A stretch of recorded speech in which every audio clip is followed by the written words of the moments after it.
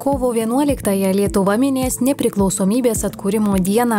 Panevėžio miesto savivaldybė primena, kad pagal galiojančius teisės aktus šią dieną privaloma iškelti Lietuvos valstybės vėliavą. Taip pagerbėme žmones atkūrusius Lietuvos nepriklausomybę ir įprasminame jų pastangas.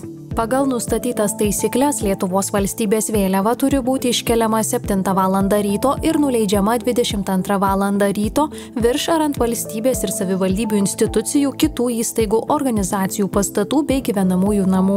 Lietuva turi nemažai atmintinų ir šventinių dienų, tačiau valstybės vėliava privalo plevėsuoti per 3 pagrindinės valstybei svarbias datas – vasario 16, kovo 11 ir Liepos 6. Panevėžio miesto savivaldybės viešosios tvarkos skyriaus specialistai prižiūri ir reguliariai tikrina, kaip laikomasi vėliavų kėlimo tvarkos, ar gyventojai ir įstaigos tinkamai iškelia valstybinės vėliavas per privalomas šventinės dienas.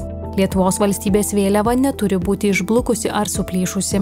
Už vėliavos įstatymo reikalavimų nesilaikymą gali būti taikoma administracinė atsakomybė, bauda nuo 10 iki 16 eurų, o pakartotinio nusižengimo atveju iki 30 eurų, tačiau praktikoje paprastai apsiribojama žodiniu įspėjimu.